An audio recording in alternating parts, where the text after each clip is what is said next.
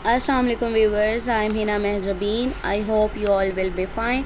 आज मैं आपके साथ शेयर करने वाली हूँ MGT 502 का क्विज़ नंबर 1 जो कि हैं 20 क्विज़ेस। ओके, क्विज़ स्टार्ट करने से पहले अगर आप मेरे चैनल पर न्यू हैं तो प्लीज़ मेरे चैनल को सब्सक्राइब कर दें, बेल आइकन को ज़रूर क्लिक कीजिएगा, लाइक भी कीजिएगा और शेयर भी कीजिएगा। Okay, let's start from the quiz number 1। Okay, which of the following is not true for charismatic leaders. आपने बताना है क्रिस्मेटिक लीडर्स में कौन सी क्वालिटीज़ नहीं होती। तो आंसर आपके ख्याल में क्या होगा? The answer is they are willing to take high personal risk, यानी इसका आंसर ये है। ठीक है, answer is this, they are willing to take high personal risk. Okay, next question पर चलते हैं। अच्छा, कॉप्टिशन है। कॉप्टिशन रेफर्स टू, इसे क्या कहते हैं? ये कॉप्टिशन और मैनिपुलेशन का टॉपिक आपके हैंडआउट्स में था, तो आप लोगों ने अगर पढ़ा होगा तो इसमें देखकर आप लोगों को पता चल रहा होगा कि इसका आंसर क्या है। लेट्स गेस कर लें इसे। ओके, मैं बताती हूँ। By of the leaders of resistant group by giving a key role in change. The answer is this, by of the leaders of resistant group by giving a key role in the change. Okay, next 3 पर चलते हैं। All of the following are methods to socialize new employee with culture of organization except, चलें जी बताएं ये क्या है? कल्चराइज है, new employees को सोशलाइज करने का कौन सा तरीका है जो इसमें से नहीं है? Okay, the answer is employee handbook. Answer is this. Okay, next 4th पर आ जाए। If you support the idea that conflict should be eliminated, क्या आप कहते हैं कि एलिमिनेट होना चाहिए? You are supporting which of the following views of conflict, यानी आप कौन से कन्फ्लिक्ट के जो व्यू है उसको फॉलो कर रहे हैं? The answer is the traditional view. Answer is the traditional view. Okay जी, 5th है। The believe that violence is wrong is an evaluative statement. Such an opinion constitutes which of the following component of an attitude. कौन सा component है इसमें कि violence wrong है, यानी आपकी जो बिलीफ है वो कह रहा है बिलीफ है वायलेंस रॉन्ग है, तो उसे क्या कहेंगे हम? The answer is cognitive. The answer is this. Okay, next 6th पर चलते हैं। After facing resistance to change from employees, the management of ABC company decided to convey the full information to them and get cleared up any misunderstanding, यानी misunderstanding clear करनी है। वो कह रहे हैं कि full information भी provide करे। The tactic used to overcome resistance को overcome करने के लिए कौन सा tactic use हो रहा है आपने बताना है इसमें। तो क्या हो जाएगा? मैनिपुलेशन है, cooperation, manipulation and cooperation. Okay, next is all of the following are benefits of internal change agent except. कौन कौन से इसके बेनिफिट्स हैं? एक्सेप्ट यानी एक है जो नहीं है, तो इसका आंसर क्या होगा? Answer let's guess it, guess करें इसे, क्या होगा इसका answer? Answer is more diverse experience. More diverse experience, answer is this. Okay, a structure that creates dual lines of authority and combines functional and product departmentalization is known as, ऐसा structure जो authority dual lines authority provide करता है और function और product departmentalisation को combine करता है, तो वो कौन सा स्ट्रक्चर होगा हमारा?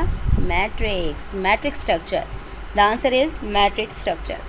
Okay, Asad, 22 years, recently graduated in business administration, is searching various occupational alternatives that best match to his education and interest. In which of the following career stage you find him?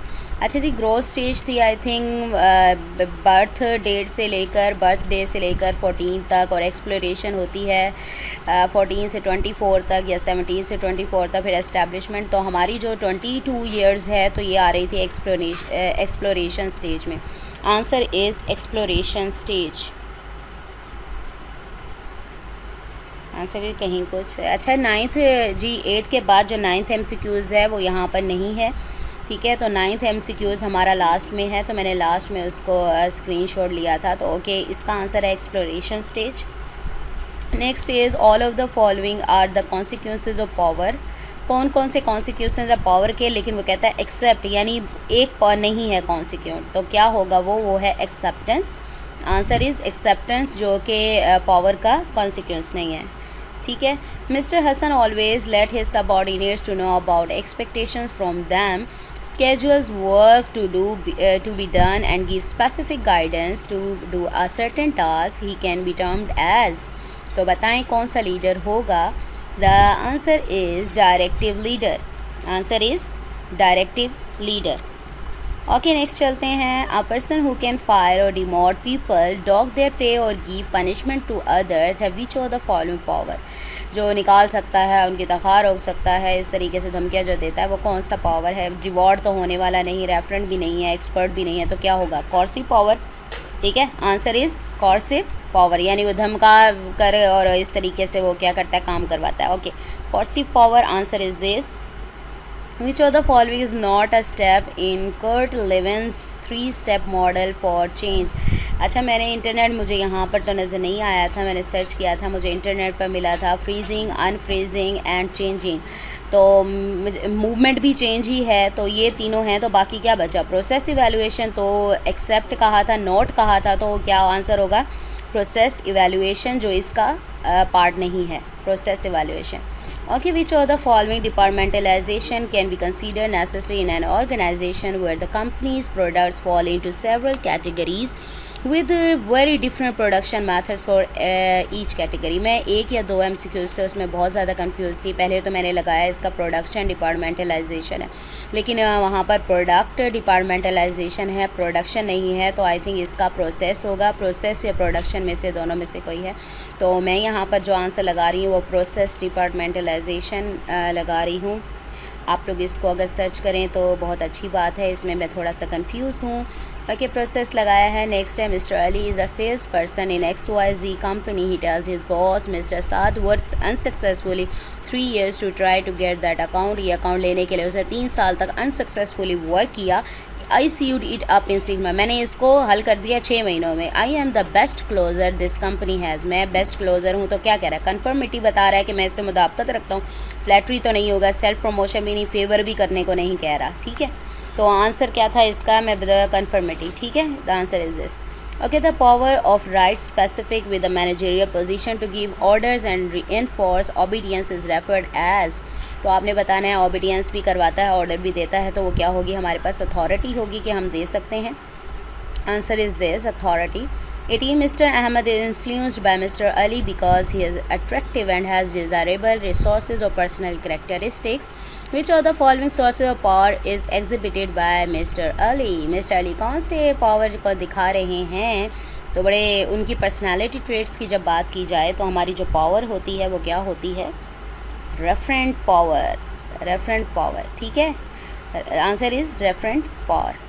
The ultimate source of an organisation's culture is ultimate. अच्छा जी, ये भी था, मैं इसमें middle management तो मुझे मिला नहीं, मिडल मैनेजमेंट भी नहीं होगा, कंट्री भी नहीं है, ऑर्गेनाइजेशन फाउंडर्स भी नहीं होंगे, तो ये होगा कि जो एम्प्लॉयज़ हैं ना वो मेन सोर्स होते हैं ऑर्गेनाइजेशन का। तो the belief systems of its employees, ठीक है, the belief systems of its employees. All of the following are people factors that contribute to the development of the conflict except कौन से हैं जो नहीं करते, वो past experience। Answer is past experience। Okay, next 9th जो हमारा skip हो गया था वो लास्ट में है। Which of the following considered as an outcome to job analysis. Job analysis के आउटकम जो रिजल्ट निकलते हैं वो job evaluation, description, specification, all निकलते हैं। The answer is all of the given. Answer is all of the given। Okay, we have completed today's 20 quizzes और इसकी last date I think है 21 या 20 है। आज स्टार्ट हुआ है, जो कि आज डेट क्या है हमारी 18, ठीक है, 18 अगस्त। तो आज स्टार्ट हुआ है। आप हो सकता है कि आपके इसमें से बहुत सारे MCQs आएँ, अगर आप सर्च करना चाहें तो इसके टॉपिक्स पर सर्च कर सकते हैं। जिसमें मैंने कहा मैं कंफ्यूज हूँ, उसको ज़रूर सर्च कीजिएगा। क्या करेंगे आप, मुझे अपनी दुआओं में याद रखिएगा, अपना ख्याल रखिएगा। टेक केयर, अल्लाह हाफिज़।